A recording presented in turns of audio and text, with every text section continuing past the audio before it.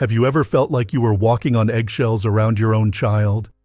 Like no matter how hard you try, you always seem to be the one keeping the peace, tiptoeing around their moods, their outbursts, their demands. If that sounds familiar, you're not alone. And more importantly, you're not crazy. There's a name for what you're experiencing, and there's a way through it. Today, we're going to talk about something that doesn't get enough attention.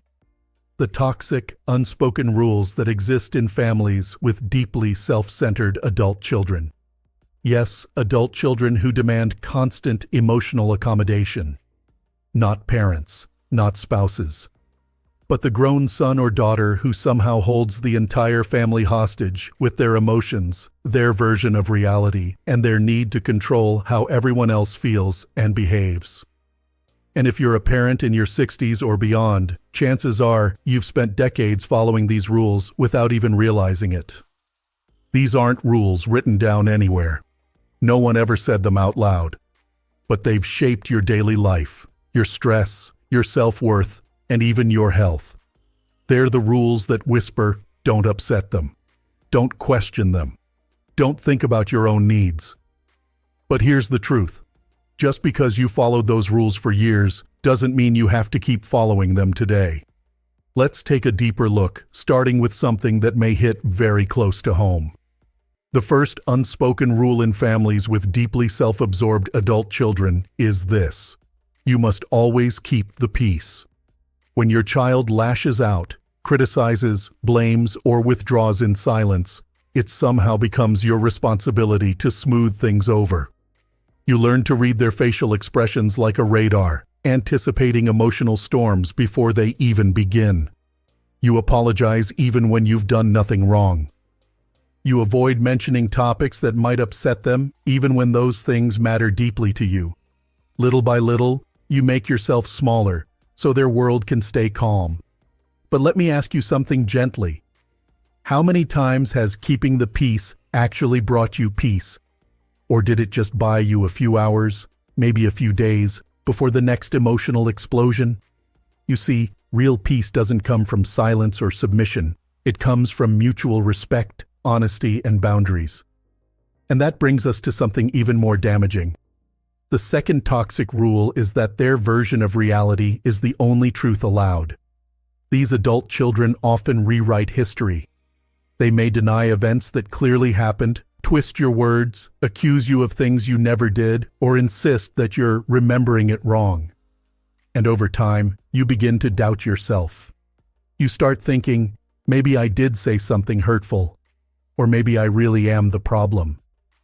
Let me tell you something important, something that might feel like fresh air. Your memories matter. Your experience matters. Just because they shout louder doesn't make them right. In healthy families, everyone's perspective has value. But in deeply unhealthy family dynamics, one child insists that their version of events becomes the rule, and everyone else is expected to fall in line. It's exhausting. It's disorienting. And if you've started to feel like you can't trust your own mind, that's not because you're too sensitive. It's because someone slowly trained you to ignore yourself. That leads us right into the third rule. Your needs are selfish compared to theirs. Maybe you've tried to talk to your adult child about something that's bothering you, only to be shut down, dismissed, or accused of making everything about yourself. Maybe when you needed help, they were suddenly too busy. But when they need something, you're expected to drop everything. Sound familiar? This kind of imbalance doesn't just happen overnight. It often starts when they're young. Maybe you gave up your time, your energy, even parts of your identity to help them succeed or avoid hardship. And maybe they never stopped expecting that level of sacrifice from you. In a healthy family, everyone's needs matter. But in an unhealthy family pattern like this, your needs are treated as interruptions, or worse, as personal attacks. Now let's talk about something many of you have lived for years. Their emotions come first, and yours must stay controlled. You may have noticed that when your child is upset, angry, or stressed, it becomes a family emergency. Everything stops for their feelings. But when you are sad, tired, or overwhelmed, you're expected to be strong, get over it, or not make a big deal. Over time, you learn to hide your feelings, especially the hard ones. You put on a smile when you're hurting. You avoid talking about your own pain because it only leads to more tension.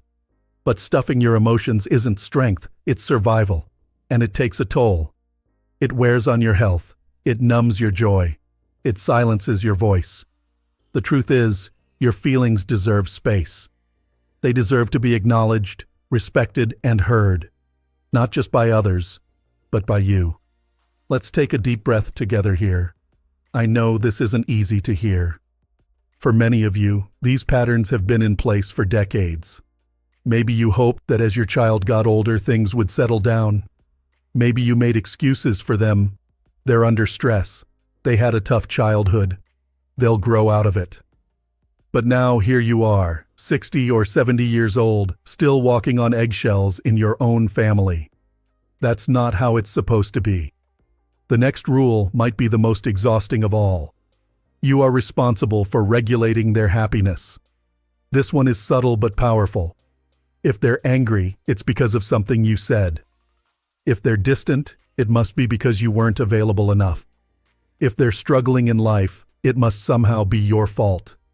You find yourself constantly trying to fix things, giving advice they don't want, offering help they won't take, or apologizing for things you didn't do.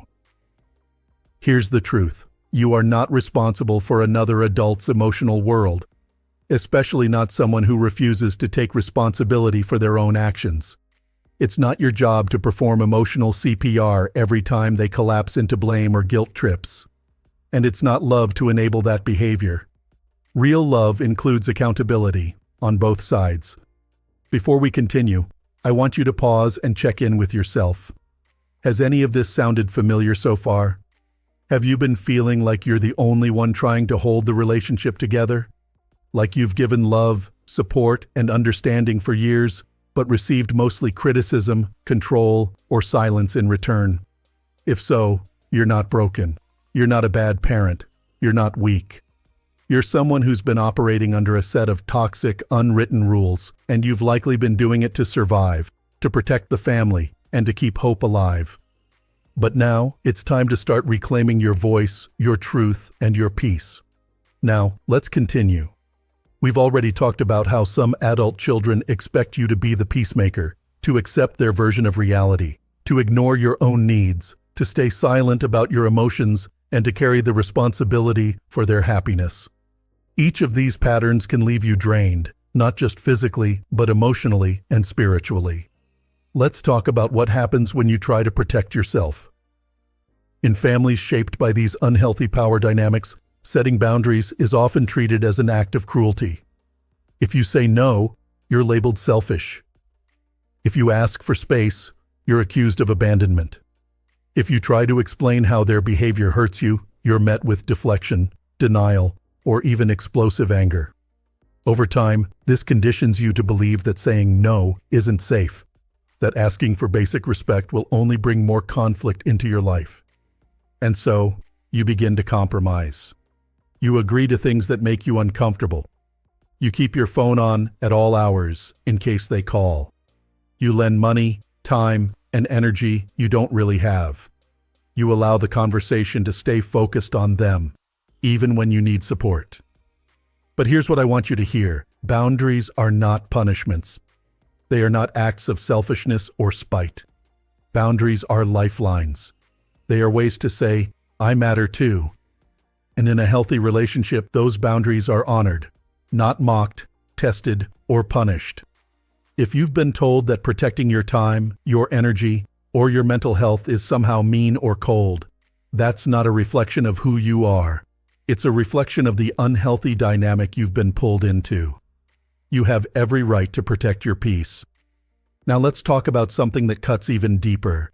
The idea that love from a controlling adult child is conditional. When you comply, when you agree, when you meet their expectations, you might receive a temporary smile, a rare text message, or even a moment of approval. But the moment you fall short, or worse, stand up for yourself, that warmth vanishes. The silence begins. The guilt-inducing messages appear. The affection turns distant and cold. This is a painful kind of manipulation because it mimics what love should be, but it's not love. It's approval based on performance. In healthy families, love isn't something you have to earn every day. Love is the foundation, not a reward. But when you've spent years in a dynamic where affection was given and taken away like a prize, you start believing you're only worthy when you're perfect, when you're giving, sacrificing, bending. And that belief doesn't just affect how you relate to your child, it seeps into everything. You may find yourself hesitating to speak your mind with friends, fearing disapproval. You may avoid taking care of your own needs, thinking it makes you a burden.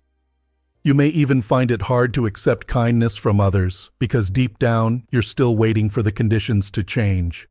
I want to remind you, you are worthy of love even when you say no, even when you set limits, even when you make mistakes. You don't have to earn basic decency. You never did. Now let's talk about the silence that exists not just between you and your adult child, but within the entire family. One of the most toxic rules in families like this is the belief that everything must be kept quiet. What happens inside the home is not to be spoken about. Even when there is emotional harm, manipulation, or cruel treatment, you're expected to hide it. You smile during the holidays. You say everything's fine to friends. You make excuses when others sense something is wrong. You protect the family's image at all costs, even when doing so comes at the expense of your own emotional safety. Why? Because if the truth comes out, the entire illusion crumbles. But here's the hard truth. The cost of that illusion is your well-being. Every time you downplay the truth, you reinforce the story that your pain doesn't matter. Every time you stay silent, you give up a little more of your voice. And I know, for many of you, speaking up still feels impossible. You were taught that sharing the truth is betrayal, that you're airing dirty laundry, that you're making things worse.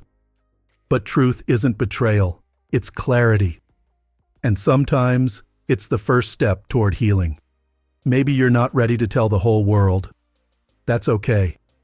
But could you start by telling yourself the truth? Could you write it down, say it out loud, or share it with someone you trust? Because the moment you stop protecting their behavior, you start protecting your heart. Another devastating rule is this: when there's a conflict, you are always the one to blame.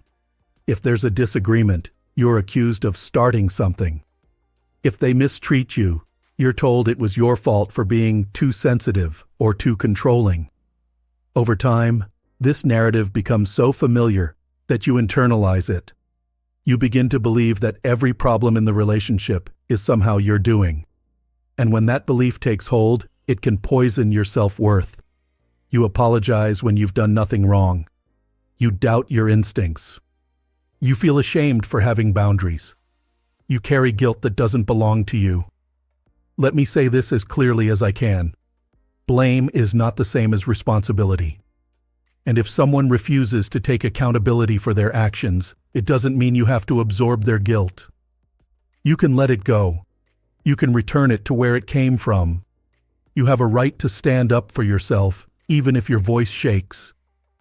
You have a right to say, "That hurt me," even if they don't want to hear it. And you have a right to release the burden of always being the problem. By now, you might be feeling a mix of emotions: relief, sadness, maybe even anger. That's normal. When we start naming these hidden rules, we start waking up to just how much they've shaped us. But awareness is the beginning of freedom. You don't have to follow these rules anymore. You are allowed to rewrite them, and it's not too late. Let's continue with something that's perhaps the most invisible rule of all, because it's baked into the foundation of the relationship itself. It's the belief that your role in the family is fixed. You're the one who always understands, the one who gives, the one who keeps things together. And if you ever try to step out of that role, even just a little, you're met with shock, anger, or silence. Your adult child may have decided long ago who you are, not based on who you truly are, but based on who they need you to be in order to keep their own world comfortable and predictable. And that role doesn't change, even as you age. You could be 65, 70, or even 80 years old and still feel pressured to play a version of yourself that no longer fits you. or perhaps never truly did in the first place. Maybe you were cast as the strong one, so you're not allowed to struggle. Or the provider, so you're not allowed to say no. Or even the problem, so nothing you do is ever quite right. The problem with these roles is that they trap you. They turn you into a character in someone else's story. And over time, it's easy to lose touch with your own. But here's something powerful to consider. You are not who they say you are. You are not frozen in time. You are still allowed to grow, to change, to become who you truly are, not just who you were trained to be. If no one's told you this lately, let me be the one to say it. You are more than your family role. You have value that doesn't depend on how much you give, how agreeable you are, or how small you make yourself. You can reclaim your identity, one quiet decision at a time.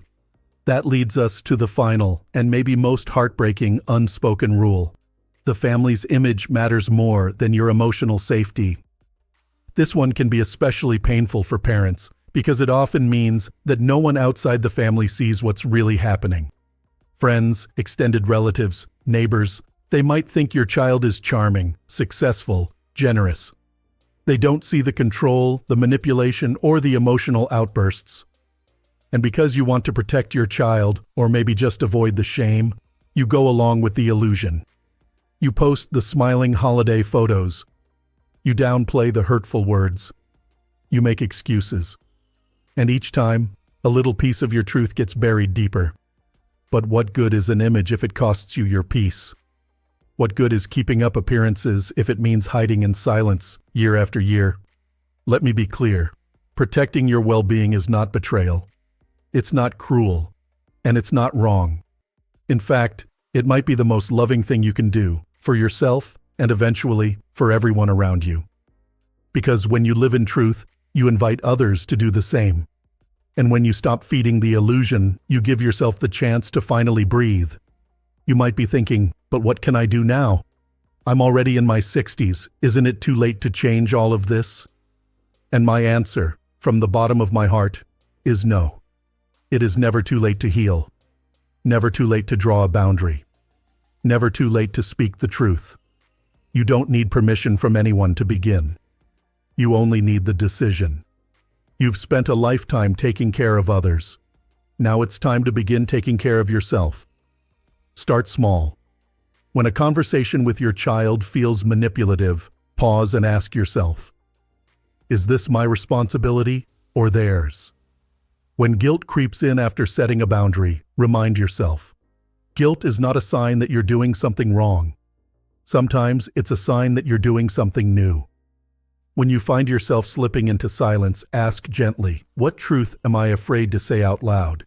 You don't need to confront them with anger or demand they change. In fact, they may never change. But you can change the way you show up. You can change the rules that you choose to follow. You can stop playing a game that was never fair to begin with. And as you make these changes, know this. It's okay to grieve. It's okay to feel sad, angry, even lost. Healing isn't about denying those feelings, it's about finally honoring them. Let yourself feel the weight of what you've carried, and then slowly, lovingly, begin to put it down. You are not alone. So many people your age are quietly struggling with deeply self-centered adult children, believing it must be their fault, that they did something wrong, that if they were just more patient, more giving, more understanding, more perfect, everything would finally improve. But the truth is this, you are not the problem. You are not broken, and you are not powerless. You are allowed to step out of the shadow of fear and control. You are allowed to build a life that centers your peace, your dignity, and your truth. Even now, especially now. So, if you're watching this and something inside you feels seen, please know that's not a coincidence. That's your inner wisdom saying, yes, it's time. Time to stop walking on eggshells. Time to stop sacrificing your joy for someone else's comfort. Time to start living for you. If this video spoke to you, I invite you to share your experience in the comments. You never know who might be reading and feel a little less alone because of your words. And if you'd like more videos like this, gentle, honest, and made just for people navigating life after 60, please like this video and subscribe to Strong Elderly Life. We're here to walk beside you every step of the way. Here's to living with clarity, courage, and freedom at any age. You are wise, you are worthy, and you are not alone. Take care, and thank you for watching.